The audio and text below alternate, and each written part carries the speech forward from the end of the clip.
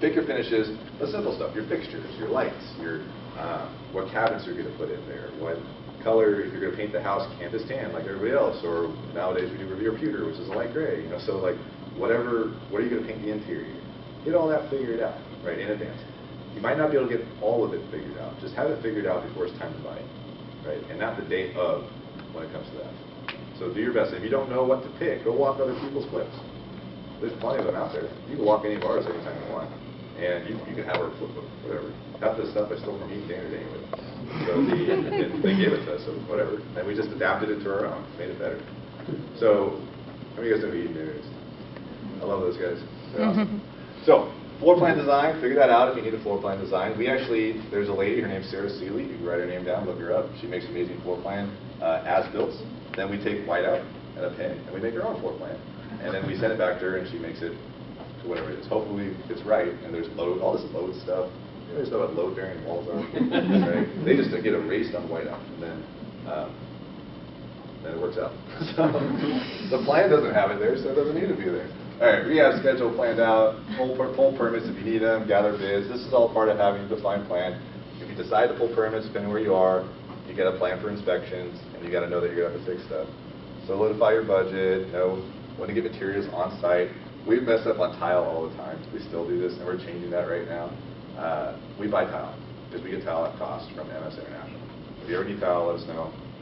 We'll get you tile at our cost, because we don't make any money on it, and I'm not a distributor for it. So, but we have an account, so I always order the tile.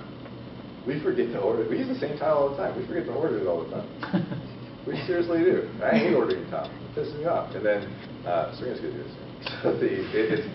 And like right now, we're starting our Madrona house that needs tile, and the tile guy's there, and I'm like, oh shit, tile.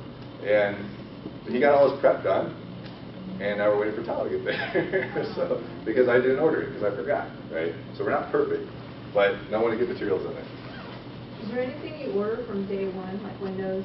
We're going to start ordering tile, but Windows. That's actually, we had a meeting this week about that. That's actually going to happen. So, but Windows. So just on that, I don't do every material, and I don't do every. I try actually really hard to get a GC on every job to do everything, right? But that's not a luxury we have anymore because cost has been going so high. So we sub out a lot of stuff.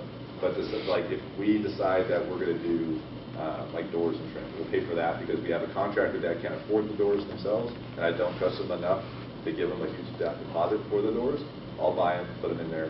But yes, we'll do that right away or whatever. So we'll have them in the garage or something like that. But for the most part, we stockpile some stuff, right? Costco is awesome when they have like the cool modern LED lights. Those show up every now and then. They're $17.99 when they're on sale.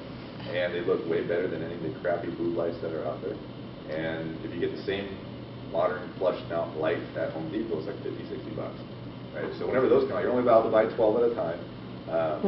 I've shown up with like 60 at the cash register, and they only let me buy 12. And so then Grace went, then Nate went, then I went again the next day. Because limit the amount you're allowed to buy yeah, per they allow day. other people to buy them every other day or something. So, but we'll stockpile those just because it's cheaper. And but for the most part, we try not to do that. But we do sub out the big stuff. I recommend this to all you guys. Know enough about construction of what the GC is going to sub out. Because most GCs don't have an in-house roofer, right?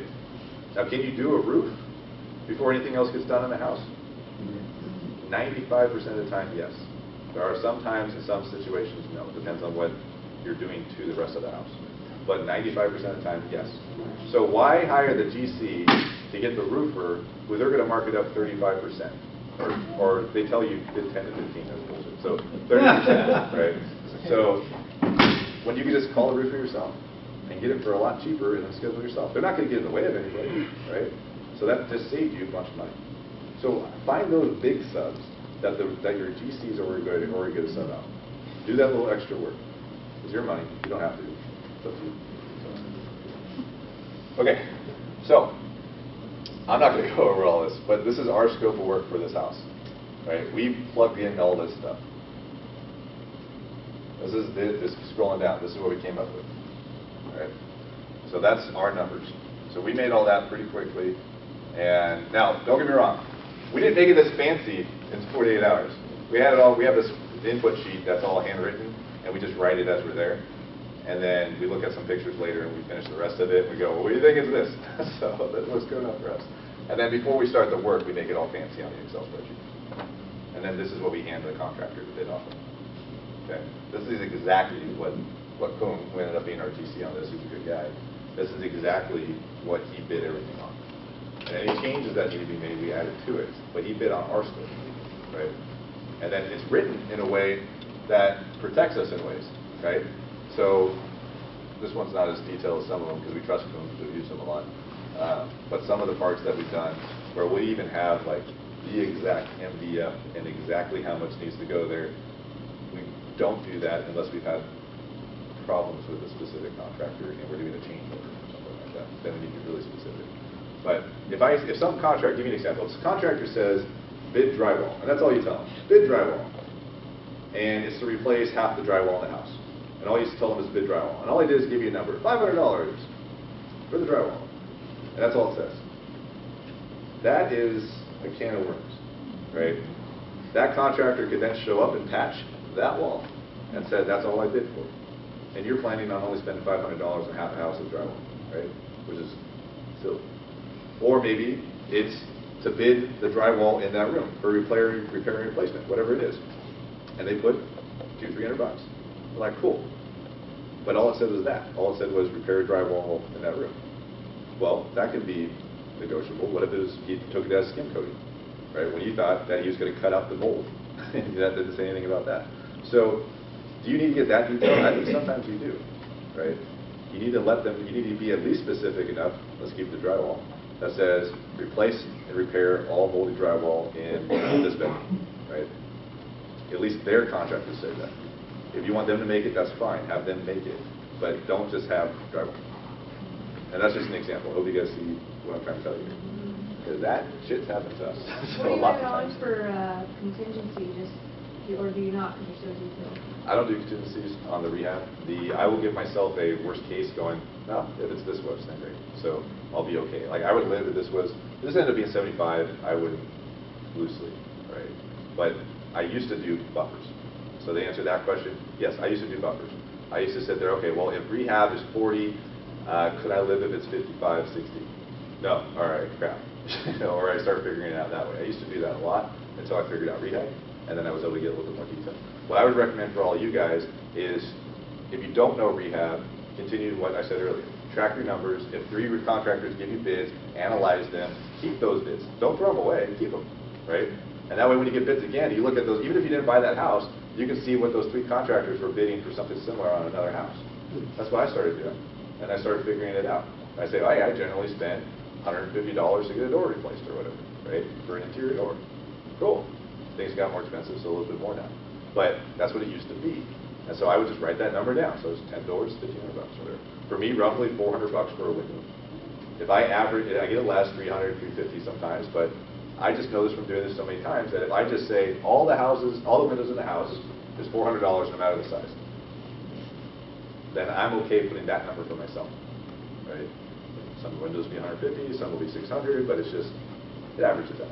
So only reason why I got to that point was because I looked at my bids and I figured out what those numbers averaged, and then I kept going. If you've never done a house before, then you get contractor bids and you see what they average out, and you just keep going and you track. And then you pretend like you know what you're talking about to the contractor, because they'll take advantage if you don't. So, all right. This is the only part of the presentation I think I went a little too far on. Do you guys like this so far? Yeah. Okay. So this house, let's go back to Inglewood real quick. Inglewood, we had a bath. Now, the master bath, is really the only major construction that we did. In the main floor of the house, it was all engineered truss, which means that you can rip every wall out. It's a tri-level, right? And it was not a big area. There's plenty, the shear wall test, all that, we didn't do that shit, but we do it anyways. But we knew that we could rip all the walls out of the main floor. It was completely set. You had a divided kitchen, you had a divided dining room, you had a divided living room, and then you had a closet in the middle of all of it, right? And then you had the tri-level stairs, right? I knew we could rip that out. That's nothing. That's demo, and then some sheetrock, and you got a completely open floor plan now. So that part's easy. The master bath was a little weird. Now, back to what I said, knowing your plan, we didn't know our plan on the master bath. So one of the things that it said on that PowerPoint was that if you don't know the plan, get to the point to where you do know and then stop, right? Now, we knew that we had to do something with this master bath. I couldn't see it, and none of us could figure out really what to do. So you do what we normally do, which is demo everything and then go stare at it for a while. And take a measuring tape out and go, oh, I don't know, can we do this? That's what we do. Maybe you guys got a better way to do it, but that's what we do. So this was the master bath, if you remember. And you had a closet here, and you had a closet here, right? That, looking this way, closet be here. And then your vanity, and then you also had your, there's that closet. I guess I should click on pictures. And then you had your toilet and 1980 shower, right? With lovely brass. Okay. So we had to get a nice double vanity. We had to get a nice walk-in shower. We had to get a walk-in closet in that space. So I can see it. So we demoed it, right? Then once we demoed it, Serena showed up. My former project manager showed up. I show up, and we stare at it together. And the contractor's somewhere. Wherever. I don't think he was there. And we all stare at it and we go, all right, what do we do? I don't know, what do you think? So we just kept going by, then we take a piece of paper out, draw on the wall, and then we figure it out, right? But on the contractor's bid, he didn't have anything in his bid for that other than demo, okay? And because we didn't know what we wanted to do other than demo at that time. So we stopped the process with the contractor at that point. I will never let a contractor bid what they think something might be, right? Or they go, well, I can tell this wall is possibly rotted out underneath it, so I bid a little bit more just in case you have to replace the framing in there. That's happened to me plenty of times. That doesn't happen to me anymore. I go, no, bid it as if it's not rotted out, and then if it is, we'll do a change order for that. Because if because they always say, we'll just, cash you back if it's not that way. Yeah, right. There's something else that was over here that they used the money for that both of you guys are going to talk about. It's always going somewhere else. So don't do that. I don't do that. To avoid change orders. Do you guys think we get a lot of change orders? Because we don't get a lot of change orders. Because we used to get a ton of change orders. I'd have jobs that had 30 grand that end up being 45, 50 grand because of change orders.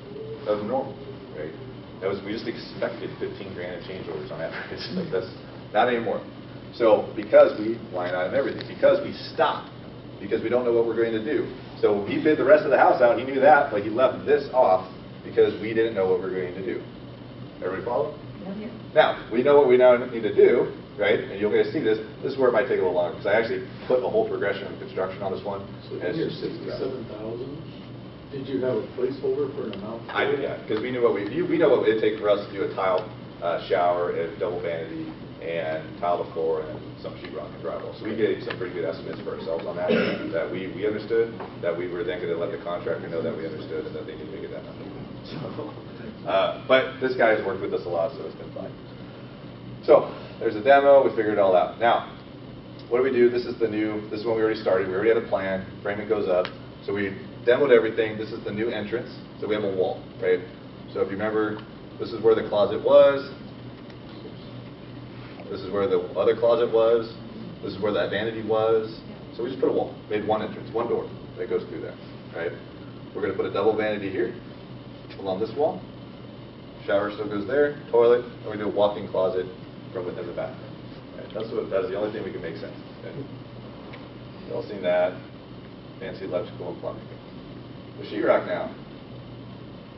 Blah, blah, blah. Take shape. Continues to take shape. We got hardy back on the mower. We got a mud pan set. Oh, there's a door now.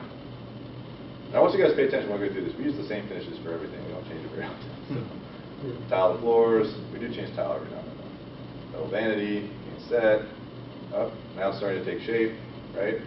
You can see the mirror reflection of the new bath, the new walk-in. This is the entrance to the closet. Starting to look pretty cool. There's the walk-in closet. Oh, it's almost done. We're cleaning it up, getting it ready for staging. And that's the final pick, right? Pretty cool. Now, I'm going to stop at this picture because this is where emotional decision making can get affected and can mess people up on their budgets. Is there anything anybody would like to add to the staff? Glass door. A glass door, right? I like that. I would totally want that if I lived there, Yeah. right? At least. Depends on what kind of glass door. So, you want a fully frameless one, double or triple that, right? You want a nice aluminum, ugly ass metal one on the top and stuff where it's fully framed, then you get a little bit less, but then nobody's going to want that. So we make the decision, do we put glass doors in our houses? No. Sometimes. Price point, demand of the area, is it a demand? Like we have a house, our house in Madrona has a completely almost open bathroom, like shower, and it's $1 million home. In that area, it's going to demand a glass door. Right? The last Sammamish house we did on this area, because we were the only house that was ever flipping in that neighborhood, nobody flipped a house in that neighborhood before, we thought, shit, why not? Let's put a glass door. But we didn't even put a full glass door. We only did a half where there was no door. Right? So we saved a bunch of money on that. We spent like $600 on it. Made it look great. Right? Looking back on it, I wouldn't do it again. I would have just left it off. But we didn't know the area yet because there was no flips at all in that entire neighborhood. So I left it off. I usually leave them off. The other thing is that there's no door in the closet, right? There's also shitty little metal, whatever things. We could have put an insect closet, right? Why no door? Well, it's an extra $250, right? Is it needed? No. Do you want it? I don't know. Maybe. Do I need to do it as a flipper? Hell no. So leave it open. It's a closet. So find ways to save money. This is Costco, right? I like Costco sometimes. Those are really cool ones that look like growy ones, but they're $60. Sometimes they're on sale at Costco. You buy a bunch of those. We could have done tile all the way up, right? We could have done, this is the cheaper quartz. This is called Timberwolf instead of the concrete. Save a couple $100. Looks the same, nobody knows, right? Still great, still quartz. So all those little things that as a house flipper, you don't need to go to the nth level because you would like it, right? Make sense to everybody? Where do you buy your quartz?